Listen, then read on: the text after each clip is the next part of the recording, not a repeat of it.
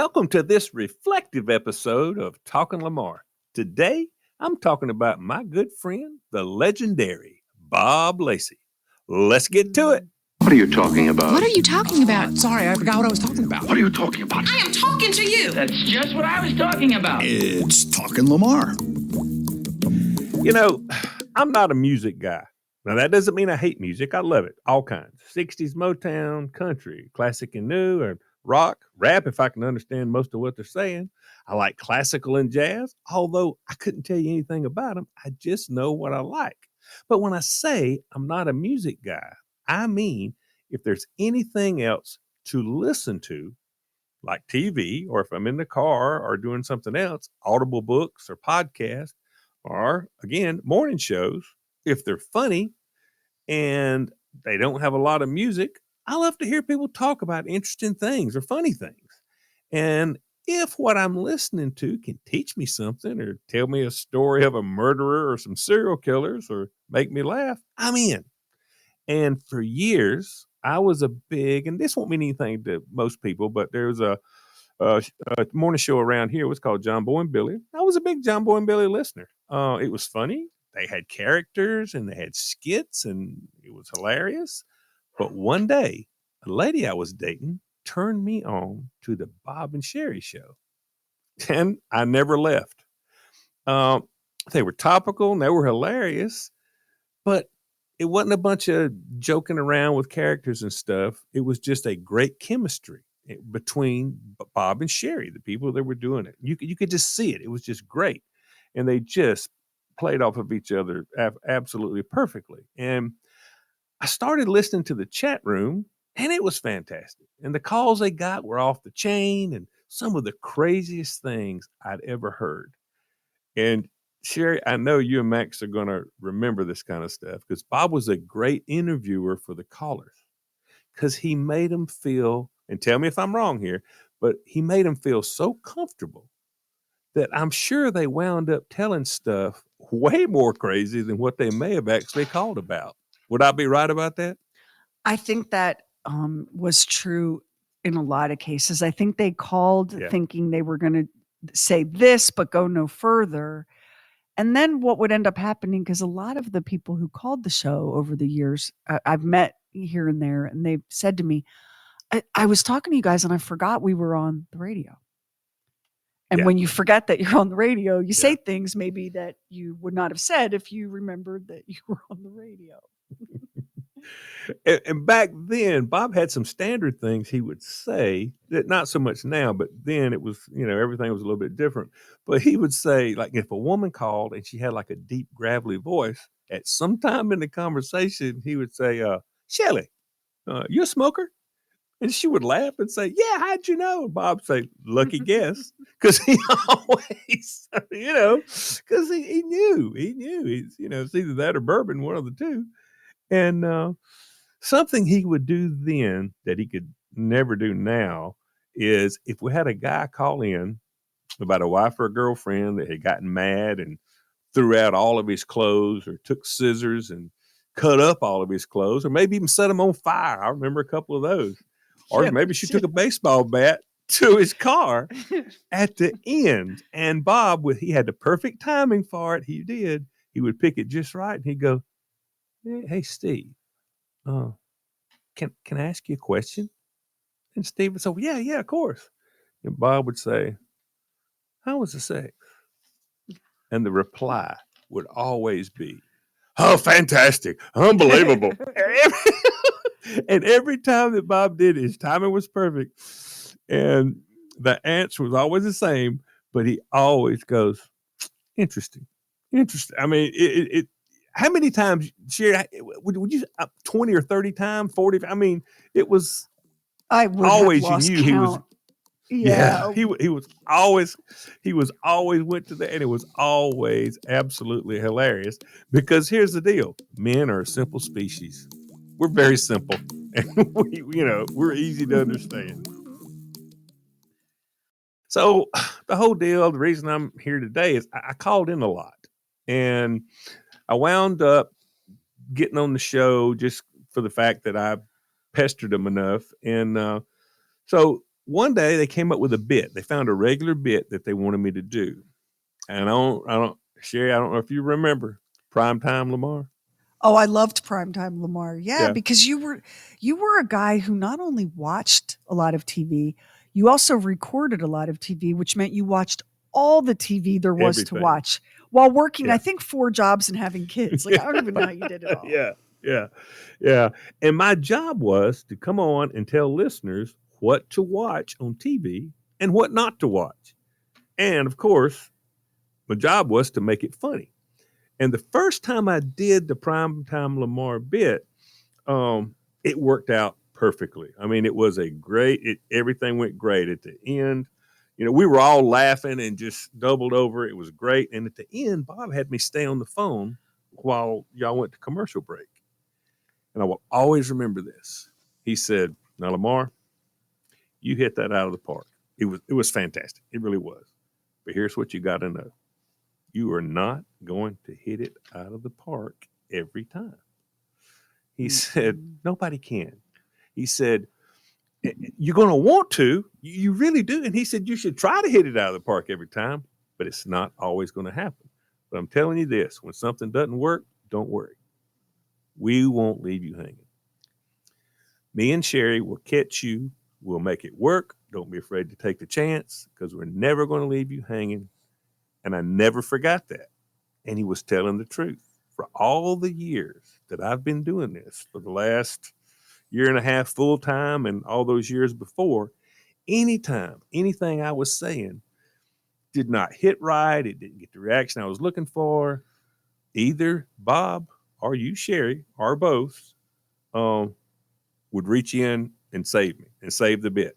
And I'd like to think I've returned the favor a couple of times for y'all too, but it was the first piece of advice that Bob gave me, but it wasn't the last. You know, he's helped me way more than he knows because I've learned a lot by just watching and listening.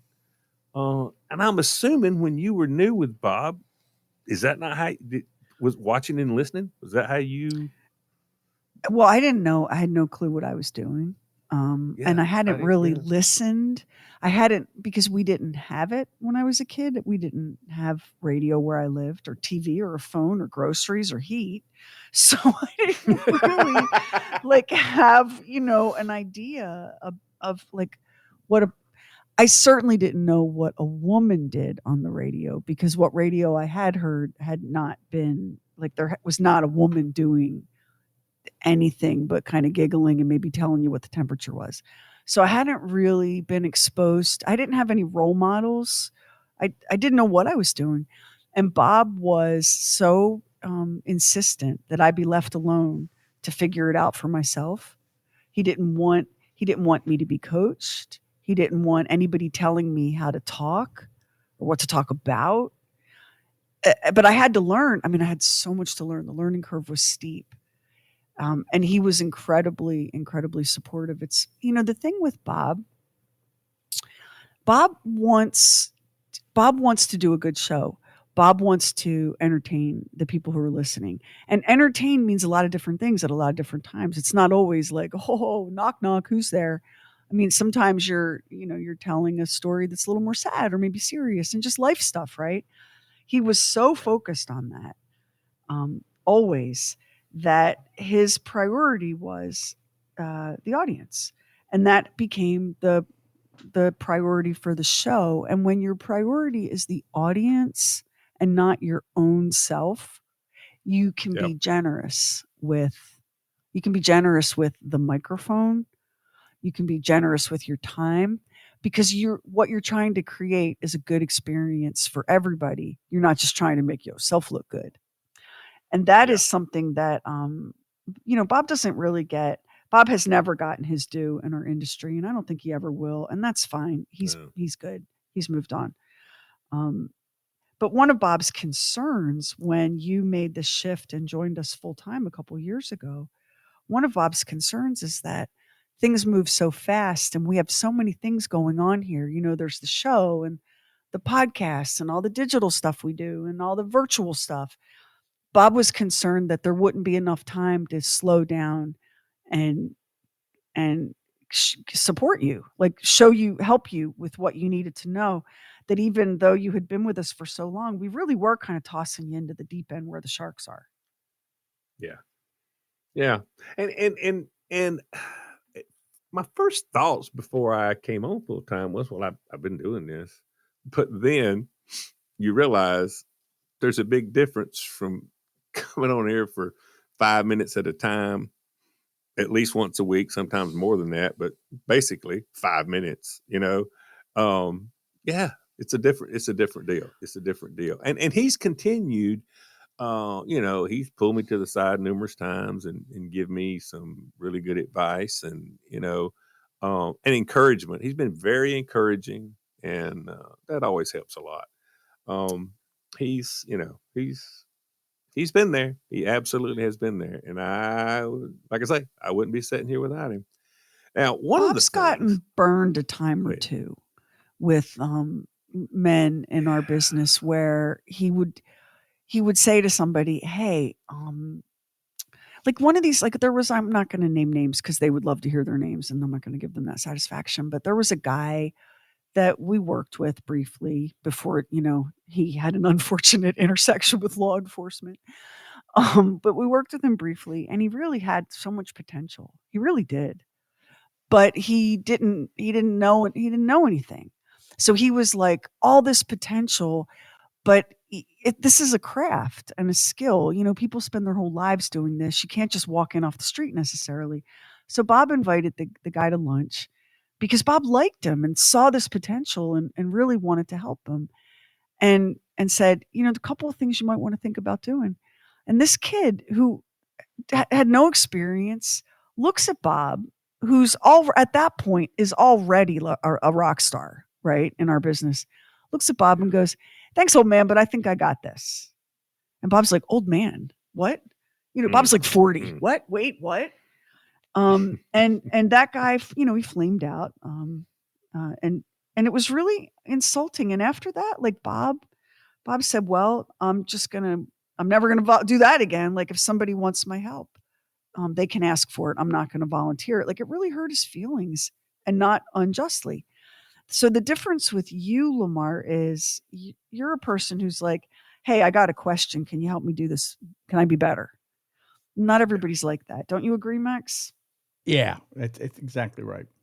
And Bob's been very generous with me as far as telling me things and showing me things. He's been very, very generous. Bob has a sense. He has a sense on what sounds right. He does. He's got a sense. He has good ears, on a lot of that stuff.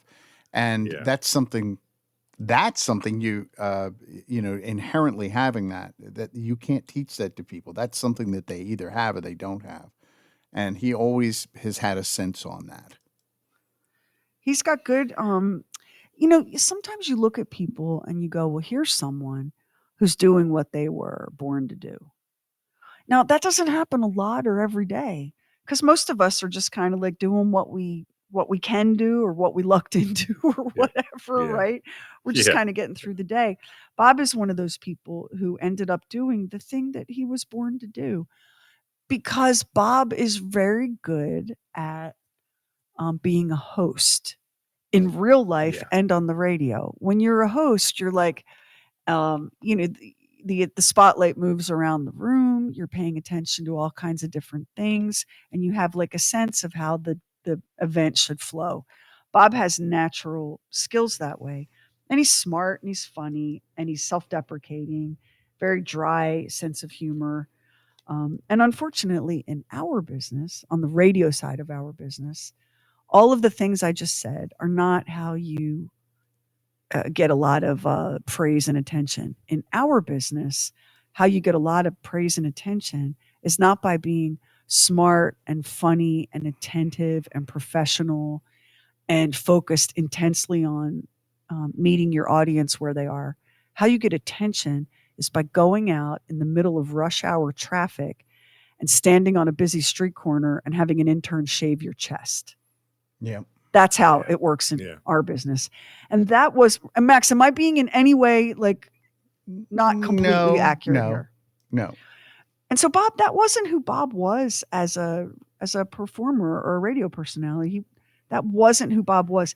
He hated anything that felt like it was tricking or lying to the audience. He hated anything that rang false. He also didn't want to have his chest shaved on an intersection during rush hour. So as a nor result, did he want to send somebody out to have that done. Yeah, we never really had like a buckethead intern that we tortured and humiliated for, public attention, because that wasn't Bob's sense of humor.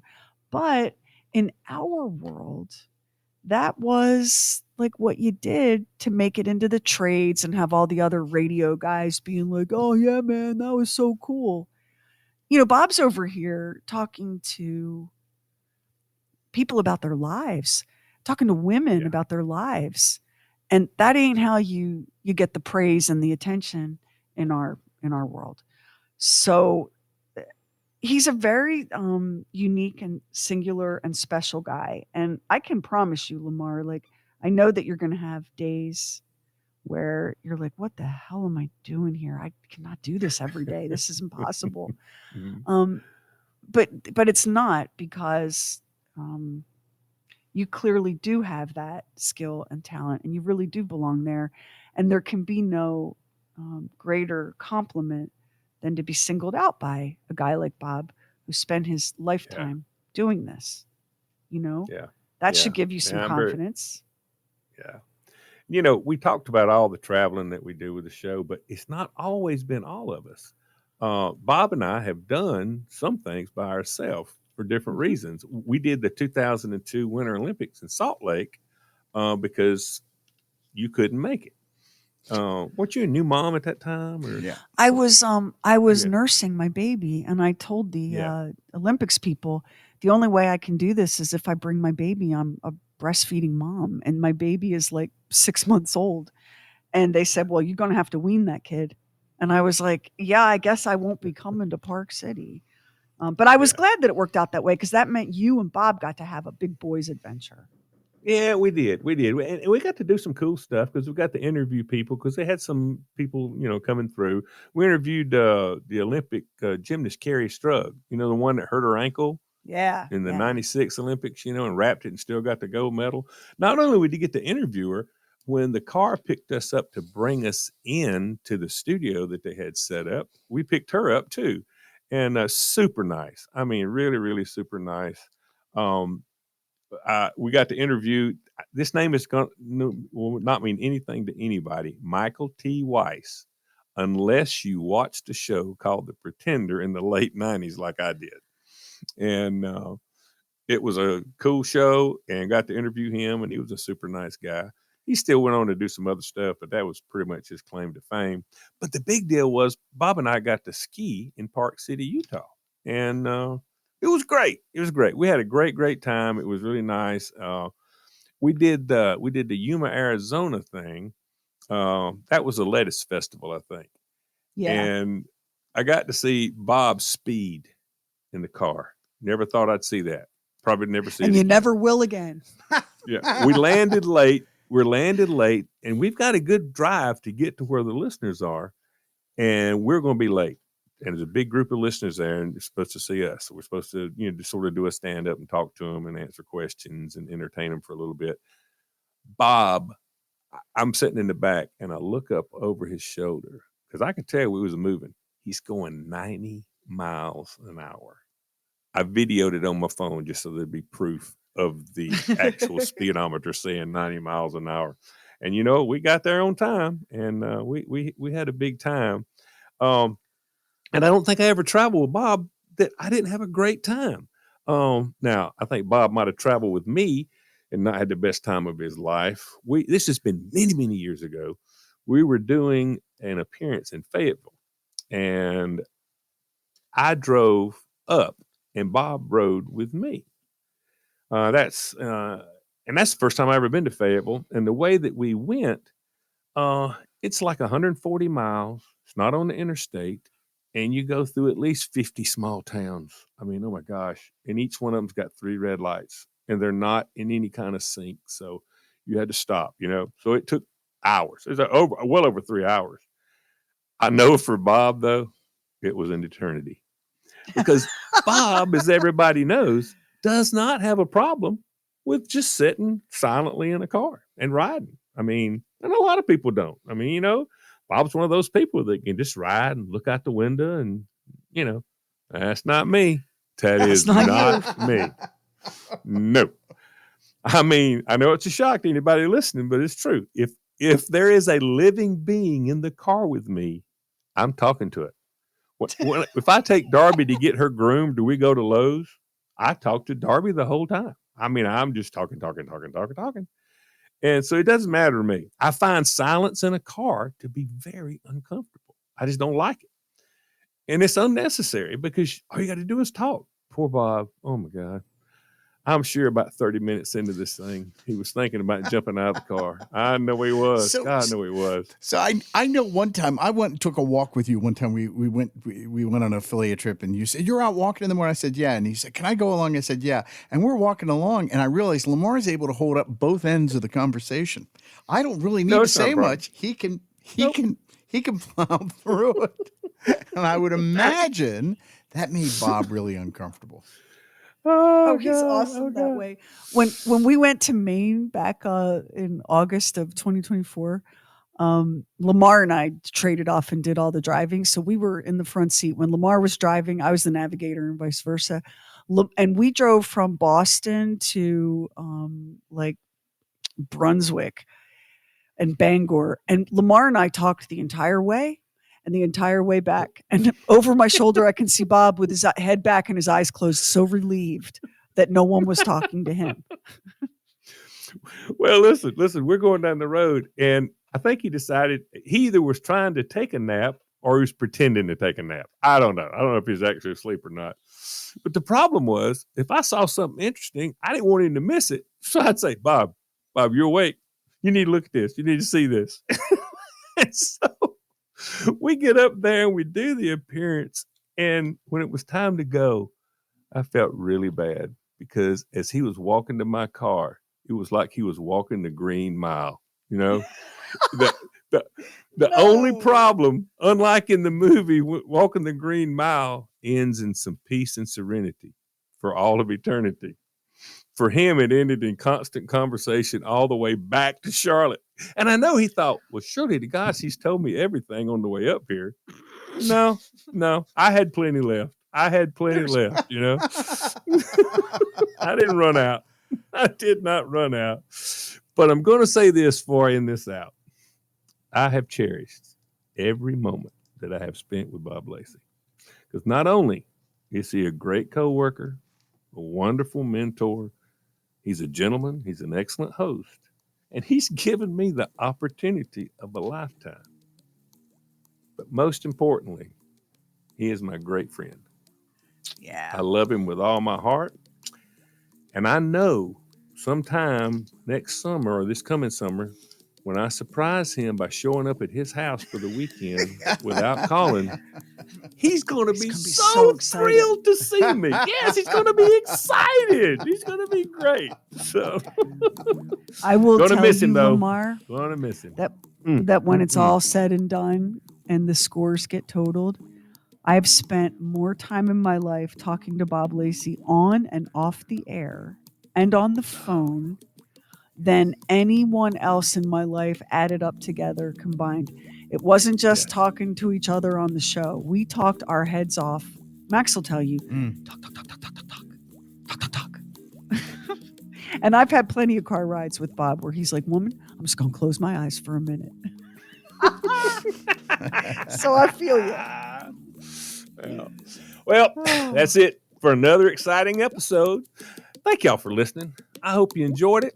And if so, tell somebody about the Talkin' Lamar podcast. Hey, I know they'll appreciate it, and I will. Yeah. Lamar, hey. Yeah. Podcast has the right name, doesn't it? I'm here to tell you. It wasn't no accident, I'll tell you that. Listen, check out this other award-winning podcast that we got here, True Weird Stuff. I'm telling you, it's awesome.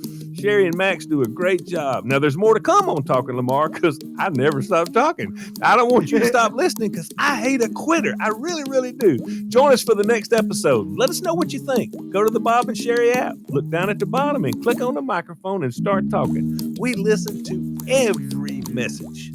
Until then,